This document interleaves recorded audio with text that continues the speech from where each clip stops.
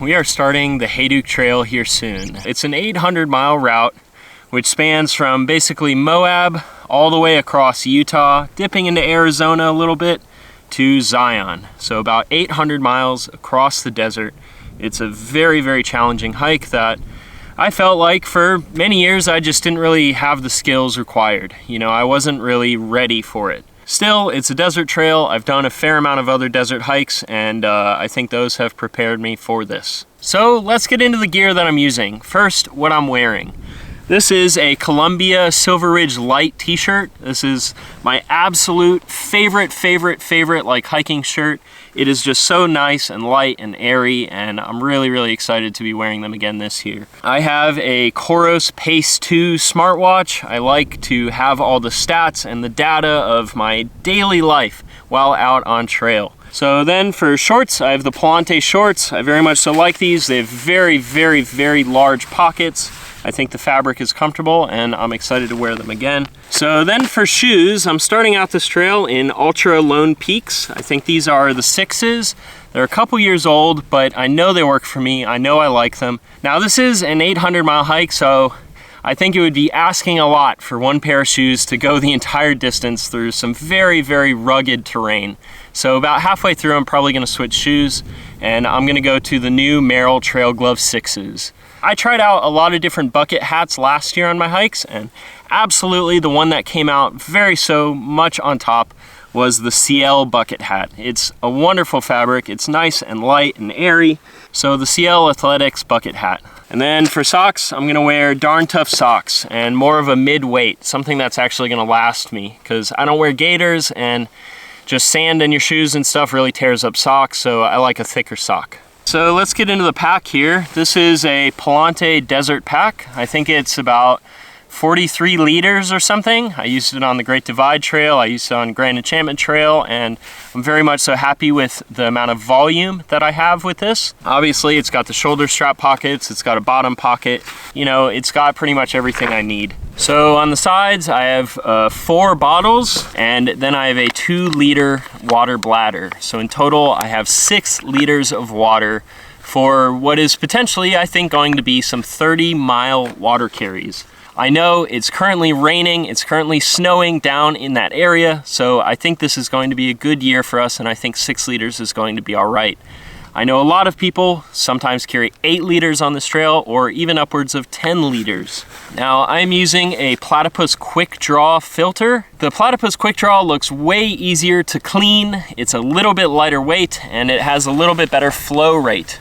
Now, I also have a trowel on the outside here. I should have some toilet paper, but I haven't packed that yet. Now, the trowel, I think, is absolutely essential, regardless of the trail that you're doing, just to leave no trace. You gotta have a trowel. No matter the trail that you're doing, you gotta have it.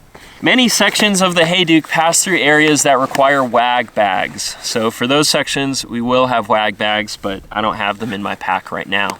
Now, I do have a little spoon on the outside here. This is just a plastic spoon. I also have some tent stakes here in this nice little tent stake pocket on my pack. Now, some of these are like in an X kind of shape.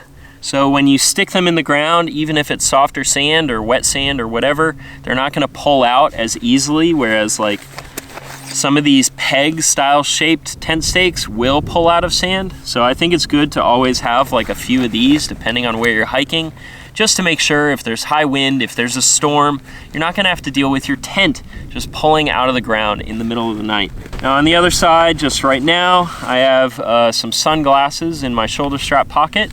These are some OMBR Sunglasses. I really like them because they just use like a piece of paracord or some kind of cordage instead of having like arm bands, which are probably going to break.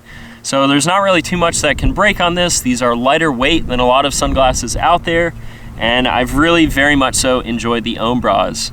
And then on the other side, this year I'm trying out the Peak Designs capture clip, so I can just slide my camera right into there, and it's really easy and accessible throughout the day to just pop the camera off and have it at the ready. If you're using a larger camera, there is no better solution than something like this. I think it really makes my camera so much more accessible, so much easier to get to than using a fanny pack or any other kind of solution that I've ever seen. All right, so let's check out what I got inside the pack here. So first up, right on top, this is the shelter that I'm going to be using. It is a 2-person tarp. I am hiking this trail with my partner, so we're both sharing this, and I'm gonna wind up carrying it. And this is a 9x8 tarp with catenary cuts. So because it has cat cuts, it'll be really great in the wind, and I think that's mostly what we're gonna be using this for. Now, to go along with my tarp here, I mean, a tarp, you know, there's no bug netting, there's no floor. It's basically just a shelter from the wind, from the rain. So I also have a polycryo ground sheet. A ground sheet, that is what I'll sleep on with the tarp above me. So now we have my rehydrating jar. This is just a peanut butter jar, and I'm going to add my food into this and just add some water and be cold soaking. So no stove, no anything like that. Just a little plastic peanut butter jar along with my little plastic spoon. This is my entire cook kit. So very simple. I've always cold soaked in the past, and actually the video after this one is going to be an entire video all about cold soaking with all sorts of different recipes for you guys to try yourselves. Okay, and then I have a spare pair of socks. So again, darn tough socks. I've really enjoyed these. They have a lifetime warranty, so as soon as these get holes, I can just send them back to Darn Tough, and they'll send me a brand new pair for free. I have my food bag. This is a 15-liter food bag. It's a Sea to Summit Ultra Sill. I think 15 liters is a really great size for a food bag, and this one is just very lightweight. Now, getting into some clothes, this is a Senshi Designs Alpha Fleece. This is the Alpha 60, so the lightest weight version.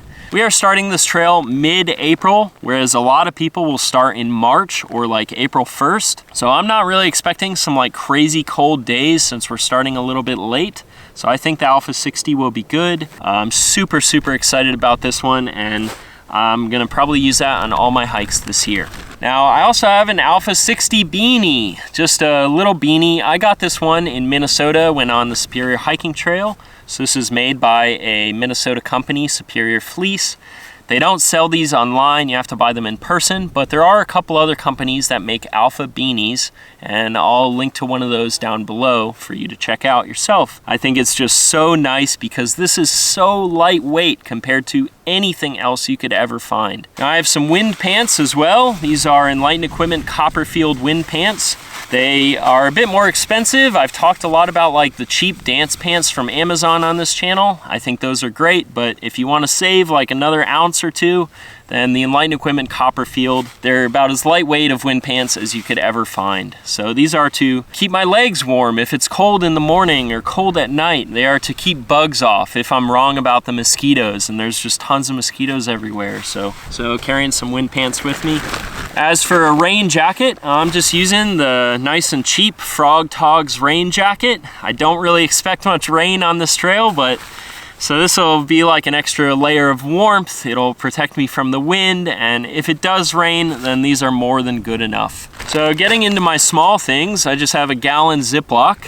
They're cheap, they're waterproof, they're see-through. You can't really beat it. So I have some Body Glide. I mean, this is the desert, like, you know, you gotta protect yourself from chafing. Chafing can be an absolute nightmare out in the desert or on any trail. So I like Body Glide because it comes in this little, like, what reminds me of like a deodorant stick, so it's really easy to apply. Just some cheap earbuds to listen to some music. Everything I use is Type-C, charges with Type-C, so I have two cords here. One is a little bit smaller than the other. I have a little like USB-C dongle for my smartwatch, so I can just plug it into one of these cords here and then use that to charge my smartwatch. So I don't have to carry an extra cord just for my watch. I just have this little tiny thing. Ravpower, like quick charge wall unit. I think this one's capable of like 60 watts or something like that. So very quick charging wall outlet.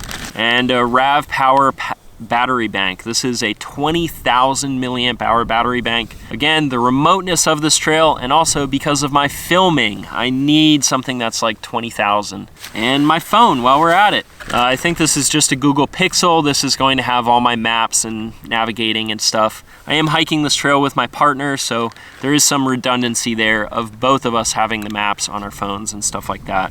So not really sharing too much gear, but one important thing I'll mention is she does have a personal locator beacon. in case the worst happen, we can press that SOS button. Now, I also have a little wallet here. This is by Chicken Tramper Ultralight Gear. I've always used ziplocks in the past, but the ziplocks always break, and I believe it's waterproof, so, you know, don't have to worry about my money getting wet or anything like that. And it looks way cooler than a ziploc. As for like medical things, I have some Tape. This is what I use for blister tape. So instead of carrying an entire roll of Tape, I cut off little pieces and put it on like, this is similar to wax paper, but if you get a package in the mail and it has like a packing slip inside, peel off that packing slip and instead put on a bunch of pieces of Tape. So I have a ton of this just in case we get any blisters, or even could use it to like repair gear or something. So some Tape. I have a baggie of Ibuprofen. I try never to take this unless it's an emergency, like I actually get sick. I also have some Imodium. Having to go to the bathroom every like 10 minutes because you're sick is very, very dangerous in the desert because you're losing all of your fluids. So you have to have Imodium on a trail like this. Now we're both carrying little bidets. These are so tiny and so fun. It's just 3 grams. This weighs, it's so lightweight. It attaches to the top of your water bottle, and then you can use that to clean yourself after you use the restroom. So we're both gonna use these little bidets. They're made by Common Gear, and I think they're super, super cool. Little travel size toothpaste and a bamboo toothbrush that I cut in half. I have a little tiny Swiss Army knife. Feel like in the desert, it's good to have the tweezers on it. I have my favorite tiny little flashlight. This is a Rovi Von Aurora A5. I have used these for years now and absolutely love them. Charges via USB-C. It glows in the dark, so it's easy to find at night, and it's got multiple different light settings. I really, really love this flashlight. I have a little tiny mini Bic lighter, you know, in an absolute emergency hypothermia kind of thing, then mini Bic is essential. Now I also have a tiny little Sunto compass. This isn't really important. I'm not really using this for like big navigation or anything. I just like it to, you know that, hey, I'm still heading in the right direction or something without having to check my phone every second. So a little tiny compass. I'll have this attached to the outside of my pack somewhere. Now, before we get into the last larger items here, let's talk about my camera stuff briefly.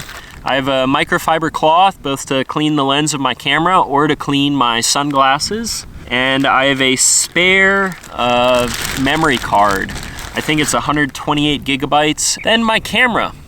This is a Sony ZV-E10. I like that the camera charges off USB-C. I feel like the battery on it lasts a very long amount of time, and so far I've been very happy with it, and hopefully my Hayduke videos will be a lot better because I'm carrying something like this. I also have a 18 to 50 millimeter lens with an f-stop of 2.8. So out here on the Hayduke, it's gonna be so beautiful. I really just wanna be able to capture that beauty. So in the past, I used small little cameras instead, but on this trail, I wanna have something very nice. Now on that camera, I also have a Rode video microphone with the big fuzzy windscreen. Now of course, I'm also using that Peak Designs capture clip on my shoulder strap to make my camera much more accessible. So now getting into the last items here, this is kind of like some sleep gear. So I have a 20-degree quilt from Z-Packs. I use this on the Grand Enchantment Trail. It's very much so warm. Typically on trails, I'll use a 30-degree, but I feel like on this one, it's going to be much colder at night than it ever will be during the day. So I'm carrying very lightweight clothing and a much warmer quilt. So 20 degrees when normally I use a 30 degree. So the Z-Packs one is extremely lightweight and it's very nice. I kind of go back and forth between Z-Packs and Enlighten equipment. I like them both. Inside my pack, I also have this pack liner. It's a Nyloflume pack liner from Garage Grown Gear. Very, very lightweight, and you know, you twist it off at the very top and that waterproofs everything inside of it. So if it ever rains or if we're ever going through pools of water, I can make sure that my pack is totally waterproof. And then the last item here, everyone's favorite item, is my sleeping pad. It's about as thin as a piece of paper. This is a Gossamer Gear Night Light sleeping pad. It's only 1/8 inches thick. Certainly not something I recommend to everybody, but something that I've very much so loved over the years. So anyway, that's all my gear for the Hayduke Trail. 8.5 pound base weight, or I think 3.9 kilograms. You can find links to all this down in the description below or on my website, jupiterhikes.com, under the gear tab. So if you want to see weights and links, check out the description down below. Thank you guys so much for watching. Thanks for following along. I'm really excited for the Hayduke, and I hope you enjoy the videos to come. If you aren't already, please subscribe to this channel to check this trail out, and give me a little thumbs up if you enjoyed this video. Anyway, thanks.